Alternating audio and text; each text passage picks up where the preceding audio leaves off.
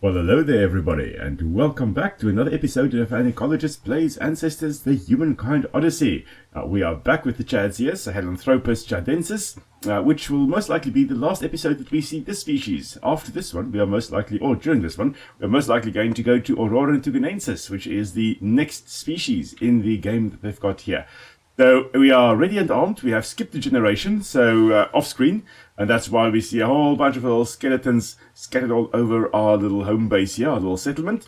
Now we have a few little areas to still go to, and I've marked one of those locations right over there, which is where we will be heading now. Right, we are armed and ready to go, and that means we're just going to head in that general direction of whatever landmark that is right there. Now, off-screen, in my other game, I've been playing around a little bit, and I've come to realize that it's very useful to both obviously have a stick and a sharpened rock with you when you are making these little journeys, because you can use, obviously, the stick to do some massive or relatively massive damage. But if you are just encountering something like an Amphimacharidus, you can, of course, just whack it with a rock. You don't have to waste your stick, which then breaks on a Macharidus or Amphimacharidus. Instead, you just use your rock, and then you keep your sticks for larger, more dangerous animals that you encounter. Something like the hippos that we encountered last time. Now, the species we are currently, Sahelanthropus chadensis, as I've mentioned previously, I think it was 2 episodes ago, this species was most likely not bipedal. Most likely couldn't walk on 2 legs like this, at least not for extended periods of time. Of course, when apes do go through water, they tend to rise up on their hind legs and then walk. You can see baboons doing that as well. But they wouldn't do this as a normal way of walking. Are we just looking for a nice way to go across to the other side there? Why did the Sahelanthropus cross the river? To get to the other side, of course. Now, the next species that we are going to be playing as, Auroran, is, or was most likely, not around anymore, but most likely was bipedal, meaning that they would walk on 2 legs. So when we go to that species, we are most likely going to have some kind of bipedal trait, at least. So I'm very much looking forward to that. Eventually, bipedalism is a much faster way of walking or moving around than ambulation on 4 legs like this. So very much looking forward to being a proper biped. Let's just look, where are we supposed to go? Right over there. I will just jump to this side and jump to the other side. Now, something I keep on forgetting to mention with Sahelanthropus is what the name actually means, the common name given to it, which is Tumai. Now, Tumai means hope of life, which I think is just an amazing name. And it was given to the species because the fossils, we are being just... Okay, it's piggies somewhere, so we'll just chase them away. But Tumai, the name, was given to the species because the first fossils that were discovered along a dry river, or along a dry lake in Chad. And the name Tumai is given by people of the area to any child or to children born at the start or during the dry season, because it means hope of life, which really is just beautiful. So you are hoping that the child makes it through the dry season over to the wet season, and things will be a little bit easier.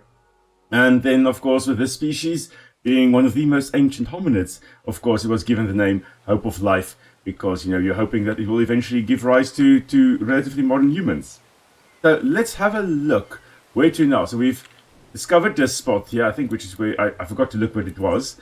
Where the rivers meet. So now we're just quickly doing a little bit of landmark identification around here. So that before we move on to the next species, because that's going to throw us most likely into a random new location. So might as well just try to get all the landmarks of this area. Now the problem is getting to that side over there. We're not going to be very good. We're most likely not going to make this jump, and we're just going to quickly... Oh, we made it. Oh, wow. Okay. Mr. Tumai, who are you? So this is Buck. Buck here is quite good with the jumpy, which I'm quite happy about. Now, Auroran, the next species that we are going to be playing as, Auroran tuganensis. Auroran is a name that means first man, if I'm not mistaken, in the Tugen language of Kenya, which is where this species was found. And then tuganensis, referring to the Tugen Hills, where the first fossils were also discovered in Kenya. So that's going to be the next species we are going to be playing as.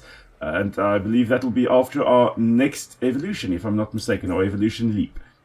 So we just, of course, identifying everything around, trying to make sense of our surroundings so that we can go and just conquer our fear. Should be right up here, and we can conquer our fears again. 15 times we have conquered our fears and bashed our babies with rocks and sticks. While we are making our journey across to that side, there is something that I've also kind of subconsciously noticed but forgot to talk about. And that's that as we make our journey through the jungle still, before we head over to the savanna and the more arid regions, you'll see that a lot of the plants that we are encountering here, they either have broad leaves or they've got large leaves, like these ferns that we've got at the bottom over here, or they've got broad leaves like these plants over here. And the reason for this is because, as you can currently see, there's a lot of rainfall in this area. So there's lots and lots of rain, lots of water in the soil. The plants can afford to lose a lot of water through transpiration. So they take the water up and then eventually lose it through their leaves again. Now, as we start going into the more arid regions, you'll notice that the plants there have smaller leaves overall, on average. Now, there will still be some plants like this Tangeria, this cycad, that we will see in the arid regions as well. And they are still going to have relatively large leaves, but they will have other adaptations in order to survive under those conditions and be able to lose lots and lots of water without dying. Of course, that's a major threat in a drier region, and lots of plants have got special adaptations in order to survive those arid environments. And I'm actually going to be speaking to my students about that in this coming semester. So in the next few months, I will be talking to them about adaptations that plants have to survive in arid regions as well in one of the subjects that I lecture. Basically, at the spot where we are going to just be conquering our fear again for the 16th time. Yeah, these guys have got no fear whatsoever, and the babies have got very hard heads. Now, yes, there we go, we can actually discover this spot as well. But as I was saying, with the savanna plants and the desert plants, they're going to have other adaptations, but one of the adaptations they do have is the rock slide oasis. Cool. And one of the adaptations that the plants will have will be that they will either have very narrow leaves or very small leaves overall. That is one of the best adaptations for arid regions that plants can potentially have.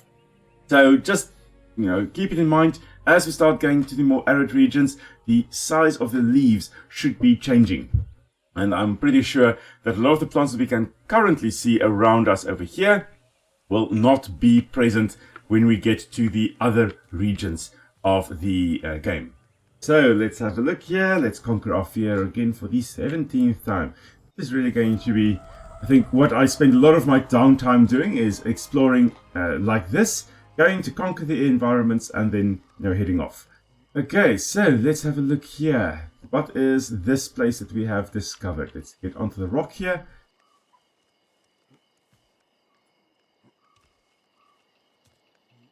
And discover it.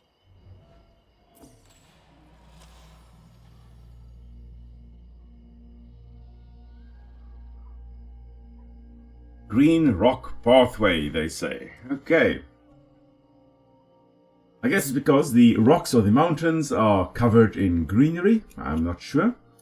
So there you can see a whole bunch of nice little mountainous areas. And then way up at the top, that's where we currently are. We can see our little troop up on the rocks there. Ooh. We have more meteorites that have now hit the Earth. Okay, so I'm guessing this is actually where we now need to head in the game here. Okay, we need to head in this general direction and use this area as a gate to the rest of where we need to go, the rest of the game environment. Okay, now this appears to be more of the mountainous environments, which reminds me very much of the Ethiopian highlands. Place I would really love to still visit. But perhaps one day, my wife and I will be able to visit the areas. So there is a meteorite way over there. It is basically nighttime in any case, so we are just going to quickly sleep on top here. And then we are going to head off in the morning. Fortunately, we don't have a lot of food and water available in the area here, so we're just going to have to find something in order to survive. Okay, I'm just going to have a quick little look around. We've woken up, and I've got the suspicion we will have the stalker cat around. He's probably going to pop up in a moment, not around at the moment. So let us have something to eat, which is not going to be the best. We're going to, yep, there we go, get poisoned a bit, or because of our non-omnivory, we're not used to eating mushrooms yet, so we're just going to suffer the consequences and suffer it a bit more. But that's alright. We are going to get ready to head out to the next environment, which will hopefully have a bit of water available for us. I would like to slowly but surely at least make my way to the meteorite on the other side of this mountain. So I guess that is also where we are going to go from here. And yeah, then we'll get our mutations for our 6 babies that we have with us as well. Be able to skip a generation and then evolve into the next species. So that may still be coming today. We'll have a look. And then we'll see otherwise what we can still do today.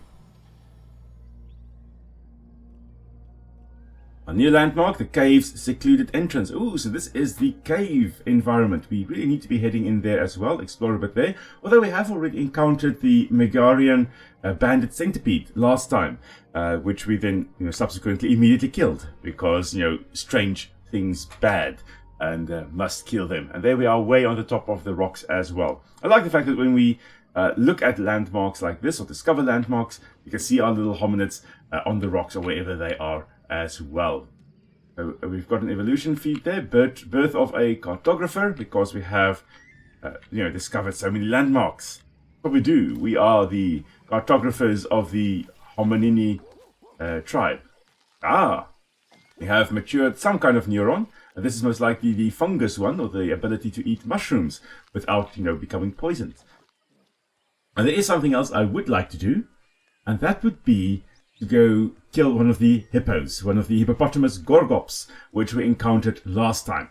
Now, those gorgops, as I've mentioned or I've noted in the comments on my previous video, weighed about 4,000 kilograms, 4 tons, which is shocking. I mean, that's double the weight of a fully grown Nile hippo. Now, Nile hippos are exceptionally dangerous. As I've mentioned, one of the most, if not the most dangerous animal in Africa, killing more humans than lions and crocodiles and all those things as well. So really not something to be trifled with or to be messed with. And yet here we have Hippopotamus gorgops, which was even larger than the Nile hippo that we still have alive today.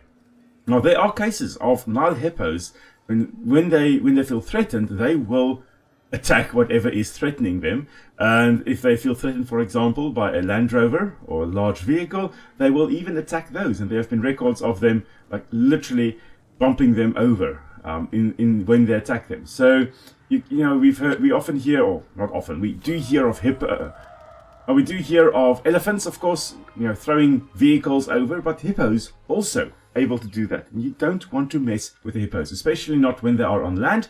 And especially if you get between a hippo and the water, then you are really looking for trouble, because that's then when they will basically take the shortest route to the water, which in that case then would be straight through you. So always if you are ever in the African bush, always look out, be aware of your surroundings, and don't think a hippo is going to be play nice with you.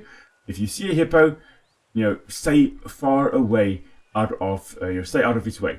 And don't think you can outrun one either. They can run, I think, 30 kilometers an hour, which is shockingly fast. Just going to whack this one with a rock. Nice thing about whacking it with a rock is that we don't use up our rock to do that. But of course, as I said, the hippos, 30 kilometers an hour, if I'm not mistaken, they can run. So that's faster than most of us at least can run. Maybe Usain Bolt can outrun a hippo, but I definitely cannot. I should not even try to outrun a hippo. So the hollow pond oasis. Thankfully we found some water. Brilliant. We will be able to quickly just satiate our thirst over here. The 4 hominids on their little mission. Really, really quite thirsty, I do believe, at this point. There's a bit of water. Wonderful. Will probably be a bit of food there as well. Horsetails, equisetum, most likely. There's the pond. Okay, brilliant. And I suspect there will also be most likely a bit of a predator in the area there as well. Now we have just whacked a... Oh, my word. Okay, again, here we go. We've just whacked a black Amphimacaridus, the melanistic Amphimacaridus. But, you know, whenever you've got a watering hole like that, you can always certainly expect a predator in the area as well, at least in real life. Be careful when you are going out in the bush, watering water holes. That's often where predators would, of course, ambush their prey because, you know, they have to come to the water. Especially if you're looking at crocodiles, they obviously will be ambushing their prey along the water's edge, as I've mentioned before as well. Typical water edge hunters. And there we go. I think this is the 18th time we have expanded our home range. We really are expanding it as far as we possibly can. Now, of course, if we were playing as an elder, we wouldn't need to actually expand our home range. We would just be able to go and carry on however we want to. So a beautiful little pond or wetland area over here. And of course, we've got our black Macaridus that's chilling over there. We're just going to go and disturb his peace. Now, this is a typical wetland that you would expect. It's in a general depression over here, so a little bit of water will collect from the waterfall as well, and then it doesn't flow out of here. So this is a lake with or a wetland with one inflow, which will be from the waterfall side. Doesn't seem to have an outflow, which is strange considering that there would be quite a bit of water coming in from the waterfall. I find it strange that there isn't an outflow, but in any case, it will just mean that the water will seep into the soil over here. Yeah. Ah, come on. Stop attacking my hominids. You're going to die if you keep on doing this. Yeah. The Sibling Falls Pond. Okay. That means the waterfall's name is the Sibling Falls. This then being the pond for it. Okay, so they are the two waterfalls in the back there as well. One of them flowing into this pond. Now, with that rate of water coming in, we would expect an outflow with another waterfall on the other side, but it doesn't seem to be the case. But we are on a journey. We are on a mission to get to that meteorite, which should be right on the other side here. So I'm just going to mark that little location over there. And then we are going to go jump off the mountainside. Hopefully not to our deaths. We have already lost Kip in our first episode. We don't want to lose D in this episode today. Oh, again, always with the fear. But we have rationalized it. Oh, there we go. I think this is the outflow. Yes, this does appear to be the very grayscale outflow at the moment. But this means that yes, with the pond being at the base of a waterfall, of course, there's a lot of water coming in. There must be water going out, and it seems that it will flow out of this river over here. So let's have a look. We're just going to conquer our fear over here and then head back. Have a look and see what the outflow looks like.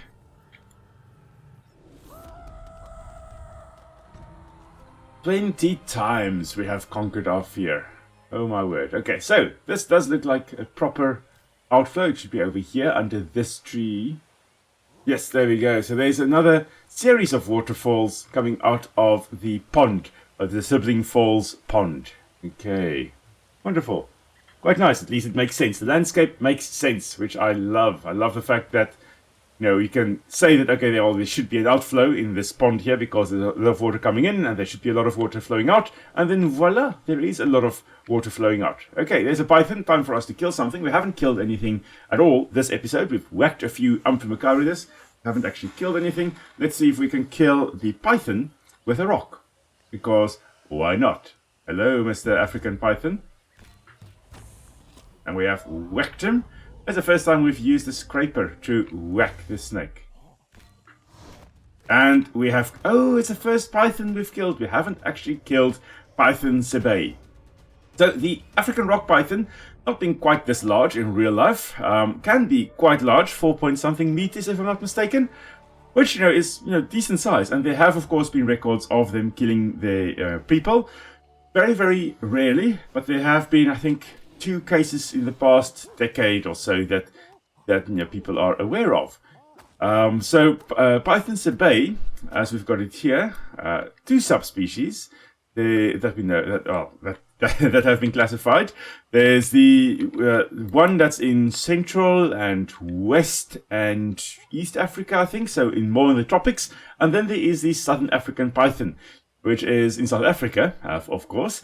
So that is Python sebae subspecies natalensis. Natalensis, like the Natal grass cycad we've got in this game here, referring to the KwaZulu-Natal province of South Africa, or the Natal region of South Africa, which is basically the east coast, warm tropical area of South Africa. Quite an amazing province. I'd love to visit it again at some point. Haven't been there in, must be 20 years. So I've been there in the past, haven't been there at all recently. But one of the most amazing birding areas as well in South Africa. So, and I'm a very big birder. My wife also now is quite a big birder as well. So it's been contagious, and she's also adopted the birding lifestyle of wherever we go. The binoculars have to go with us, and we've got to go have a look and see what birds we can find. There's another Amphimacaridus. Currently, I'm not a bird watcher. I'm a mammal watcher, and I'm whacking all the animals we can possibly see or encounter. Now, we should be very close to the meteorite. It should be just over this rise over here. It's a little bit hazy due to the fact that, we are suffering from being non-omnivorous and eating things like snakes, snake meat. But we have endured that. So that should now feed into the omnivory trait for us. And we should systematically be able to eat reptile or snake meat without suffering the consequences. Now in this game we have got the python, we've got the green mamba that we also have encountered and killed, and then there is the black mamba as well, Dendroaspis polylepis, which we will encounter in the savanna region. Now this constant conquering of our fear reminds me of the animated movie The Croods, with never not be afraid and then eventually never be afraid. Quite an amazing story. If you haven't watched it yet, I strongly recommend it. I think I've watched it like 10 or 12 or 13. I've watched it many, many times. That's the savanna. We need to bring our whole family here. Okay. So that's where we will be coming through. We'll be coming through this section over here, leading into the savanna. Ooh, I love this. Okay, so we're going to be moving over to the savanna soon. Okay, so our settlement is over there. We are going to be making our journey across through here, heading over to the savanna region. That's going to be today still, but first, okay. The meteorite is over there. You know what? I'm going to go get the family, and then we are going to make the journey across. So I'll be back in a moment.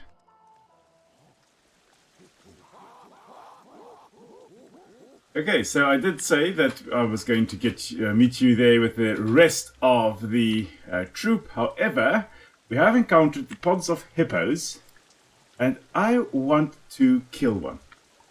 So the Hippopotamus gorgops is here, and I have got my entire family ready.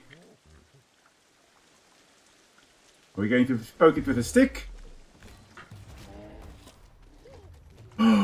Oh my word, first time. So it's the first time. You can see there we've just struck a hippo with a sharpened stick. I got everyone prepared. Even my little hominid here is like scratching his head going, what the hell? We achieved this? Okay, so I'm just going to drop this. We are in danger. I'm going to just intimidate the hippo. Yeah, go away. We've just killed your family member over here. We've just killed it. Or killed him or her. Now, go away. Let us eat in peace. Okay, so first time I've actually tried to hit the hippo, and then we go and actually kill it, which is, I think, quite amazing. Which means you'll now be able to eat a little bit of mammal meat over here. Yum, yum, yum, yum, yum. Okay. Come on. Whoever is coming closer, go away. We are not afraid of anyone at this point. Never be afraid, eh? Okay, so let's butcher this hippo. Let's get some hippo meat in our bellies. And then we'll head to the rest of the family. This is quite awesome. I did not even remotely expect that we would be able to accomplish this. And then we'll head out. Okay, so I am really surprised, as I've said, that we have managed to kill this hippo. But there is something else here as well. I think... Oh, we haven't eaten this. Okay, I think this is crocodile egg, most likely. Either crocodile egg or python egg. Let's have a look. This is a crocodile egg. Crocodilus being the genus of, or crocodile genus. So let's have a look and eat this, because why not? While we, at it and eating everything in sight. And now we are going to be making our journey back to our family, and then we'll head off to the meteorite. So I'll be back in a moment. But one thing I love as we are making our journey across to the troop over there is with all the background sounds. Now, as a birder, I love being able to identify what birds we can hear, and one or two of the birds we can hear are cuckoos, actually. Well, one definitely is a cuckoo, and the other one I'm not 100% sure, but I'm pretty sure it's one of the cuckoos as well. So I'm just trying to listen out to the toot toot toot. That sound is most likely the black cuckoo, and they tend to. It sounds as though they're saying, "I'm so sick." But let's just aim for that branch, otherwise we die. Oh, whoa, goodness. Okay, that was a nice little terrifying jump. So that's the one sound. I'm pretty sure it's the black cuckoo that's calling, which is a species that you find nowadays in Central Africa in the tropical rainforest. So the sound definitely checks out. The habitat definitely checks out. The other one is definitely a red-chested cuckoo, which is a species that I believe migrates from Europe to South Africa as well, South Africa. So spending the northern summers and then moving to the southern summers as well. So that one goes more of a toop toop toop sound. In Afrikaans we call it the Piet my vrou, because it sounds like it's saying Piet my vrou, which means Piet my wife. So Peter my wife doesn't necessarily make sense, the name, but in any case that's the name that we have given it. And that, I'm pretty sure I heard that calling as well a moment ago in the game here. But one of the sounds I definitely can hear in the background would be the black cuckoo. I'm quite sure I can hear in the background would be the black cuckoo. Now, let's have a look. Jump across to this side. Almost home, and then we are going to take a nap, apparently. And then we'll head over to the savanna, finally. It's taken me half an hour to get here, so it's probably going to take another half an hour just to get to the back to the savanna again. Alright, so our little road trip family is on its way. We're not very happy campers at the moment, but we are just skirting along the outside of this smaller lake, jumping onto Macaridas and whacking them with rocks as we do so. What a way to start. And then just telling them to bugger off a little bit more. And we've got the giant otters that we have also encountered. I just realized I still haven't killed the giant otters, so I may need to stab one with a stick, if we can get another one. But something I must also mention is that all our hominids have got sticks on them. Some of them have got 2 sticks on them. There you go, the otters. Okay, I want where they were. Here's another one over here. Let's see if we can stab this one with a stick and kill it. Yes, we have successfully killed it. Ah, shame. Ah. Enhydriodon Dikike is no more. A shame. Okay, so let's inspect.